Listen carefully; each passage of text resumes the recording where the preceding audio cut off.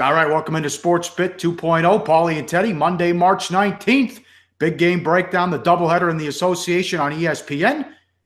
And the deep dive, we get to NFL free agency. You haven't had a chance to talk about all the moves with what's been happening with the madness in a crazy week in college basketball. A 16 beats a 1. Prop updates, bad beats, bad bets, bad for the books. How are you, Teddy? I'm shattered, man. That was arguably the most epic opening weekend of the NCAA tournament that I've ever seen. I've been in Vegas 20 years. I was a college basketball fan a good 15 years before I moved out here. That was insane, dude. That was absolutely insane. Just the fourth time since seeding began in 1979 that two number one seeds fail to reach the Sweet 16. Only 7 of the top 4 seeds made it. That ties for the fewest ever. And listen to this, Pauly. On the one side of the bracket, you have a number 3 seed, a number 4 seed, a number 5 seed, a number 7 seed, another number 7 seed, a number 9 seed, another number 9 seed, and a number 11 seed. One of those teams is going to play for the national title in San Antonio on Monday, April 2nd. Amen, brother. Here we go. It was just carnage yesterday with all the upsets. 11 years in a row, an 11 seed or higher has made the Sweet 16. Since 2010, an 11 seed has made the Sweet 16 every year but one. 2 this year with Loyola and Syracuse. 1 seeds laying less than 5 points in the second round are now 1-6 and 1 ATS. Seton Hall, Miracle 3. Times multiple 13 seeds have won in the first round this year, 2008, 2001, and 1987. With the Syracuse win over TCU, a team in the play-in game has won every year since 2011. And this one I cannot believe, only one time in the last 22 years have all 4 2 seeds made it to the Sweet 16. I can't believe it. And not only did we get a 16 over a 1 for the first time, they ran them out. A blowout, Teddy. 20-point dog wins by 20. Yeah, I mean, I was like, what's the lead story, you know? And the lead story's got to be the only 16 seed to ever beat a number 1. Look at the ticket right here. And of course, when you see a ticket like this, someone betting $800 on Maryland, Baltimore County to win straight up, you know what it is. It's an alumnus. That's what it was. The 16 seeds had gone 0 for 135 against 1 seeds prior to that. His quote, "I go with my boys to Vegas every tournament, and we did pretty well on Thursday. Me and my buddy Dan went to UMBC, so we spent all day talking up how much we were going to bet." Well, and of course, after they won, there was a bunch of guys, pulling their money in together. They went over and put a bunch of money down on the roulette wheel, and they hit their number there as well. Talk about guys running good on a Saturday night in Vegas. Yeah, it doesn't make any sense to just blow them out like that. 134 bets at William Hill on the Retrievers on the money line. 6 were for $100. It was 25-1. The Venetian ticket, as you mentioned, they just played Albany and lost 83-39 a while back. They were down 9 with 8 minutes left against Vermont in the title game of the American East tournament on their home floor, on Vermont's home floor. Vermont just beat them by 28 a month ago. It doesn't make any sense. And they scored 53 points in the second half against Virginia. And Virginia didn't allow more than 70 points in any conference game when they went 17-1, ripped right through the ACC. 16 times Virginia held opponents to 53 points or less. You figure it out. Yeah, I mean, and when you're watching it, you saw it coming. It wasn't like, they went on this big run. They controlled that game. They weren't the only dog to control. Underdogs go 7-1 against the spread on Sunday, 5-3 straight up. Big day for the sports books yesterday. A lot of books didn't have any parlay liability left going in the last game. And that's certainly a relief for all the sports book directors out there when you have 0 parlay liability going to the late games. How about this tweet from our friend at Vegas Point Blank? John Calipari complained about his job before the tournament. Kentucky just became the first number 5 seed ever to be in a bracket where the number 1, number 2, number 3, and number 4 seeds all went down in the first 2 rounds. So much for your whining and complaining, Mr. Calipari. You just got a relatively easy road to the Final Four. Yep, and the big tickets didn't end there with UMBC at William Hill. Nevada was 22-1 in play, down 22 with less than 11 minutes left. 35 bets on that.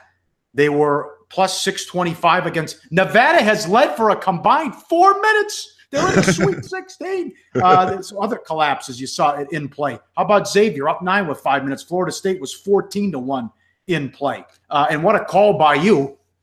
Syracuse, just like you said, in the Sweet 16, and that started the upsets yesterday, Teddy. Michigan State bet up to 10 in Detroit. Couldn't win the game. 8 of 37 from 3. Yeah, Sparty had a rough shooting game, to put it mildly. But we got to go back to Nevada against Cincinnati. Here's the tweet from Michael Lopez. According to Gambletron, which uses betting market numbers, Nevada's comeback over Cincy was more unlikely than the Patriots' comeback win over the Falcons, and it's not even close. Again, they were down 22 points with under 11 minutes to play. Yep. They won the game straight up. We'll give them credit. We talked about NBA talent. We talked about an NBA head coach that came through in stellar fashion for the Nevada Wolfpack on Sunday. But I mean, we got bad beats. We haven't even talked about the bad beats yet. Sure, Nevada and Cincinnati. We got to talk Kansas, Kansas Seton Hall. Yep. That's one that put money in my pocket. What about Purdue against Butler? That's another brutal beat. Yep. Kid misses the front of the 1-1, and Purdue had a comfortable lead late. Scramble points went Butler's way. Somehow they only lose by 3. How about what happened? So certainly Xavier money line, Cincinnati money line. How about Houston money line? Oh, the calls went Michigan's way nonstop. They're calling a foul on Houston every time down the floor there in the second half. The 5-point play, the 3-pointer, they call a foul underneath. They knock down both free throws, and then it's on. They have to own it too. I mean, the poor kid Davis, up 2 with 4 seconds, 3 seconds. He misses both free throws. He also missed another one with 20 seconds left. And B-line, that's how you diagram a play. They hit the 3-pointer to win, the buzzer beater. A ton of action like that the last couple of days. No question. I mean, as to the Cougs, I mean, I had the Cougars in my pocket, and all I'm saying there is no OT, no OT, no OT. You feel terrible for the kid, Davis. He hit 9 out of 10 free throws for the last 2. As soon as he bricks the first, though, you got Houston in your pocket. You're like, please brick the second, unless you have Houston money line as most of your wager. Tennessee blows it. Xavier blows it. Xavier's up 12 in the second. They were up 9 with 5:30 left. I mean, all of those tough tickets at the end. I'm not sure the losers had Tennessee. Right sides. Sharp lines are going to produce tight point spread finishes. We talked about that in spades last week, and certainly over the course of the weekend. Man, there was a lot of sweats. Yeah. What a weekend, Pauly. I'm still gassed, and we're still not done. We got bad bets to talk about. Well, Houston blew it.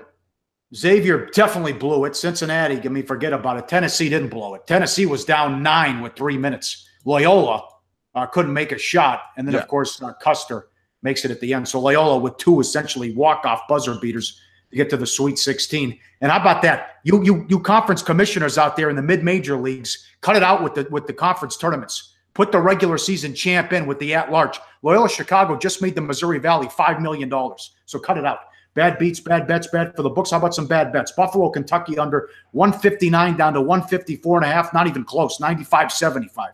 Yeah, I mean, Buffalo was hitting from 3. Kentucky was hitting from 3. Certainly the under money there, wrong side. That game flew over the total. Michigan State from 8 up to 10. How do you lose this game? Syracuse shot 35%, out-rebounded by 21, playing a walk-on for 5 minutes. Third game in 5 days. The game is in Detroit, and they win the game. They make one 3-pointer as well, and they win the game. I mean, how does Michigan State lose a game where they're plus 21 on the glass and their opponent shoots 35% and hits 1 3-pointer? Real simple. Sparty couldn't hit a shot either. 17 of 66 from the floor, and 37 of those 66 shots came from beyond the arc. They hit only 8 of them. Syracuse, that 2-3 legendary matchup zone defense, man, turned a bunch of Michigan State money into bad bets. Syracuse with the outright win. It was my sleeper. Texas A&M, the 7th seed, never had to sweat it. North Carolina from 6 up to 7.5. They had been 34-1 straight up in Carolina. They lose, and it was the worst loss ever for Carolina against a lower-seeded team. Never a game, Teddy, blowout. And in both Michigan State and North Carolina, they're thinking it was the better markets. They're saying this is a home game for Sparty. It's a home game for the Tar Heels. Turns out, it wasn't a home game. If it was, they didn't play very well. North Carolina blown off the floor after being bet up as high as -8 in some shops here in Las Vegas.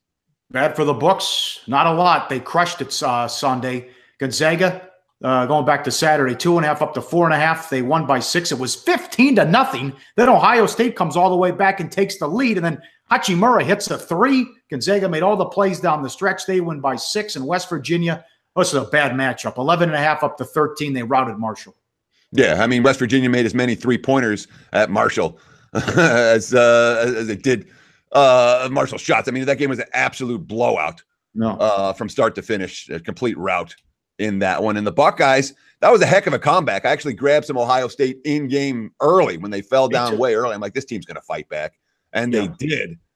Well, they fought back, actually took the lead in that contest. But as you mentioned, the Zags made all the plays down the stretch, and it's Gonzaga going to the Sweet 16. Couple of props. A 15 didn't win. A 14 didn't win. We didn't have a 16 beats a 1, but a 12 can't win. A 12 was minus 260. A 12 couldn't win. 2 13s won. And Pac-12 we talked about lost, didn't win a game in the tournament. Their conference win total under. Mountain West over because of Nevada. Atlantic 10 over. And the American Athletic Conference, a major disappointment. It was 4.5 or 5-2. Wichita one and done, and Cincinnati blows it. And Houston should have beat Michigan. So a big under there in that one. All right, bad beats, bad bets, bad for the books is done. It's time for big game breakdown. Doubleheader tonight on ESPN to the Association. We got 10 games left. This is a lot of fun. Look at these tight races in both conferences. In the East, Cleveland, the Wizards, the Pacers, the Sixers, all right there.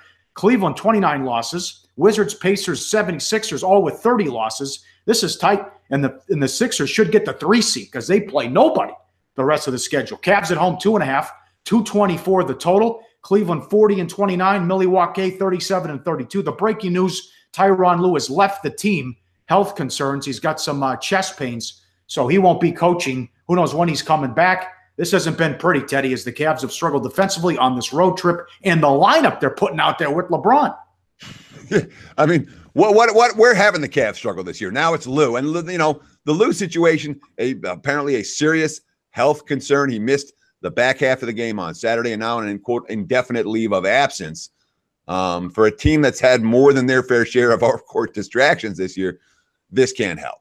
Now Cleveland, first game back home. They've had 1 day off after a 6-game road trip. 3-3 straight up on that road trip. They played in 3 different time zones all over the country.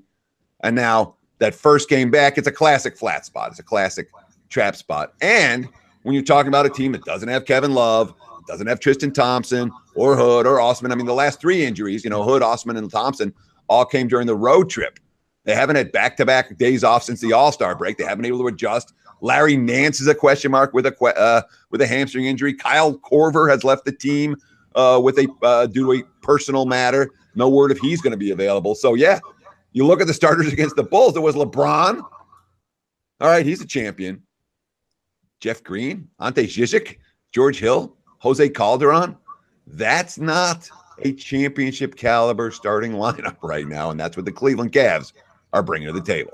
Still surprised at the line because the Bucks have been a train wreck here lately. Remember, they had a little uptick when they fired Kidd, and they were playing well with the new coach, but post-Kidd spurt, now 4-7 straight up, 2-9 ATS last 11. And check this out, the 3 of the wins: Hawks, Knicks, Grizzlies. Bledsoe, quote, "It's been a wake-up call all season. It's the story of our season. Get down, come back, get down again, come back. Nothing new to us. It's just we can't keep letting this happen because once we get in the playoffs, it can't carry over. We have to buckle down." One of those wins, too, a while back, a few wins. They were down 20 twice against the Sixers in one at home. There's not a lot to like with Milwaukee right now.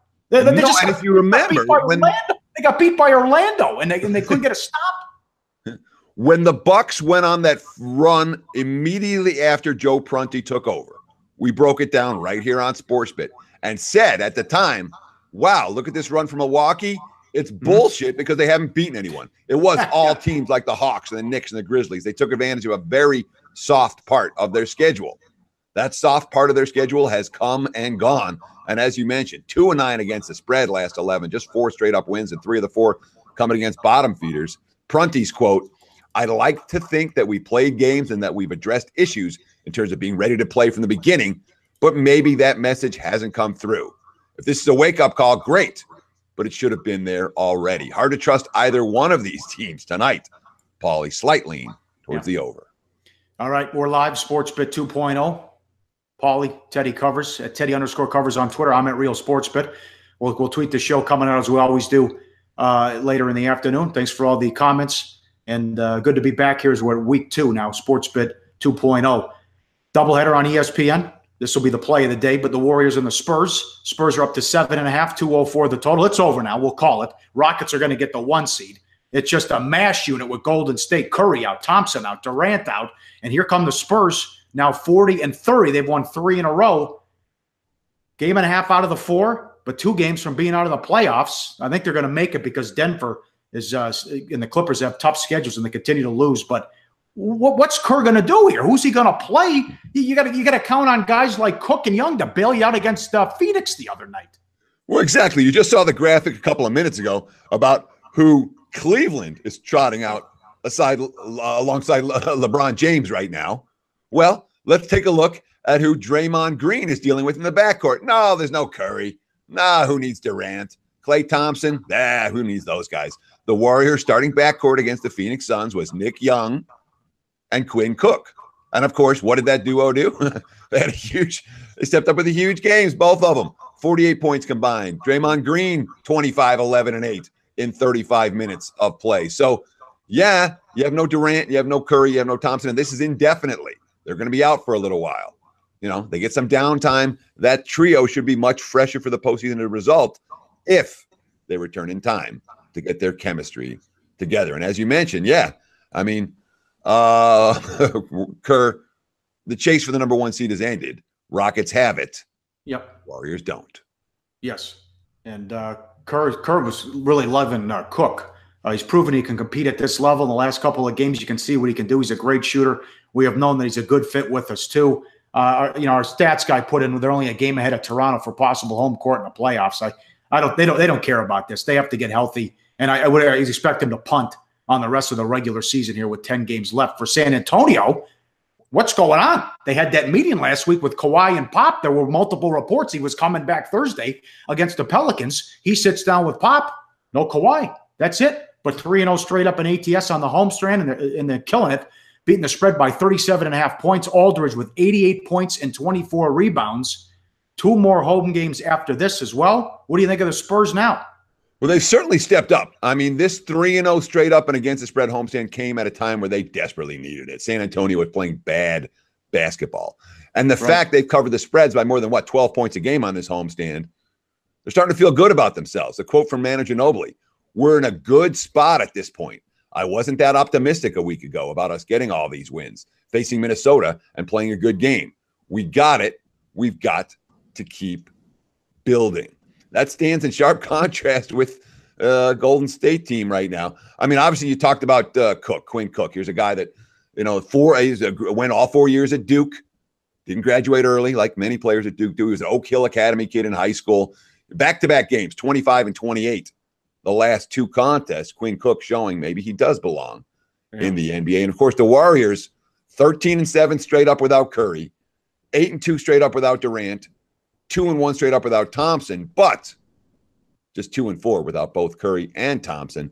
Golden State 9-3 since the All-Star break, but the 3 losses have all come in their last 5 ball games. We have some juice. It's some juice. I know it's been the Golden State Invitational here for a long time.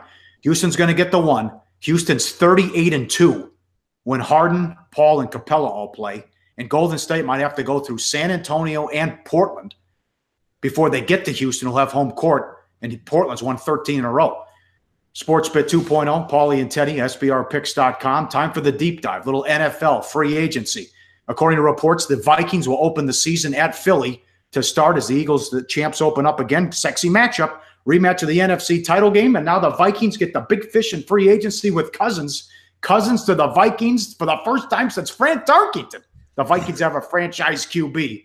And Keenum goes to Denver and see if he's a good fit. That maybe Elway thinks they finally found their guy. Either the Vikings made a great move. You couldn't give Keenum $20 million based on him playing well for 6-7 games.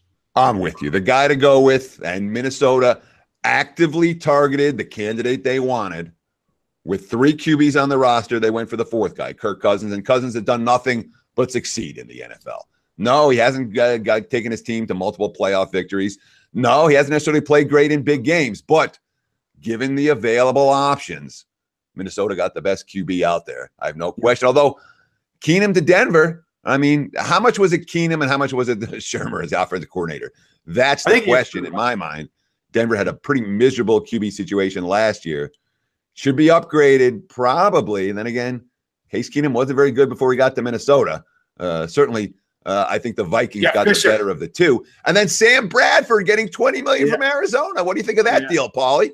Yeah, well, part of the Keenum problem is Jeff Fisher. Look at Goff and what McVay did. I think it was the weapons too. Keenum played great. Zimmer just wouldn't even go to bat for him and say he was a starting QB. But with Thielen and Diggs and Rudolph, Cook's going to be healthy now. Murray's coming back. They lost McKinnon, but I'm excited to see Cousins with those weapons and that defense. Yeah, Bradford, $20 million. Good luck behind that offensive line. I can't believe it. And they brought in Glennon as well. How about Graham to Green Bay? And oh boy, every year Brady loses people. Amendola goes to Miami. Lewis goes to Tennessee. Butler goes to Tennessee. He made out right. Guy gets benched in the Super Bowl. The Titans gave him $60 million, and they lost Solder as well. And Solder's a big loss. Again, it's very easy during free agency in the NFL to get, this skill position player went there. Oh, that guy I heard of went there. The biggest things that happened in free agency, what happens in the trenches. Offensive line, defensive line, secondary. Here's New England losing a pretty key guy from the secondary, losing a pretty key guy from the offensive line. And let's not forget, the Patriots fall into the Super Bowl loser category this year. Super Bowl losers have not done well the following season over the long course of time. There's going to be zero value on the 49ers, but with Jimmy Jesus, ATS magic, never lost a game in the NFL. They were crushing it last year. They had Sherman. Who knows? They get McKinnon as well, overpaid. But I like what the 49ers have done. And the Browns, not bad. They're making good moves. They might be able to win 4 games. Well, that's just it. I mean, we got some teams that have been pretty ugly the last couple of years. The 49ers have been ugly. Yep. The Browns have been ugly. The Bears, they pick up Allen. I talked about not falling in love with skill position weapons. Bears got 2 pretty good skill position weapons, Allen Robinson and Trey Burton. Suddenly this team has the ability to chuck the football around. So the Niners, the Browns, and the Bears on paper all look to be a good notch or 2 better than they were last year. Teams you might want to bump up in your power ratings heading into August. You think the Niners found something and got lucky with the Garoppolo trade? Look what the Jets just did. They gave up 3 second-round picks to move up 3 spots, and they still might not get their guy at quarterback. And they re-signed McCown and got Bridgewater in from Minnesota. So who even knows if whoever they take is going to pan out at quarterback. Unbelievable what the Jets did. The Colts made out big time. Plus, the Jets might not be done because they already called the Browns about moving up to number 1. Of course they did. And I mean, look, you can see the picture right there. That's what Jets fans are going to get to look forward to. Here's a tweet from Football Perspective talking about how much the Jets gave up to move up 3 spots in our draft where A, there's no franchise quarterback, and B, two teams that need quarterbacks are still going to be ahead of them. It's baffling with me. They're now rebuilding without a second-round pick this year or a second-round pick next year, and they're starting with a roster that's light in talent overall. But the tweet from Football Perspective, the Trubisky trade, we didn't like that. That was better than this one. The Wentz trade, the Goff trade, all better for the team that got these guys. This is more like the RG3 trade, which basically set the Redskins back about, 3 years? Don't like the move for the New York Football Jets. They're likely to be taking the 3rd quarterback off the board. Yeah. And that, to me, is a baffling trade. And they just took Petty, bust, and they took Hackenberg, 2nd-round pick. He hasn't played a down. Oh, they've been – and Petty and Hackenberg have been rough. So at least Petty got on the field. Hackenberg, a 2nd-round pick, hasn't played a freaking down. I can't believe it. Jesus. All right. Very good. That's a lot of fun here. NFL around the corner. Draft coming up, and maybe the schedule in a month. All right. SportsBet 2.0, SBRpicks.com. We're live, Pauly and Teddy at Real SportsBet on Twitter, at Teddy_covers. Let's turn on the shot clock. You start. Worst beat of the weekend, college hoops. Worst beat of the weekend. I mean, there's so many to choose from, but I got to tell you, I had Seton Hall plus 4.5 Oh. They were not the right side. Oh. They had no business getting the money, and they got the money. Kansas missed a bunch of shots. They had a bunch of bad possessions. And, of course, the miracle three at the buzzer was one I loved. Thank you. Count me guilty. Yeah, Kansas -4.5. I call that the worst beat of the weekend. How many shots did Carrington hit down the stretch for Seton Hall? He's hitting a three from way out. He hits another one. Then when they called the illegal screen, he hit that shot too. Three in the final minute.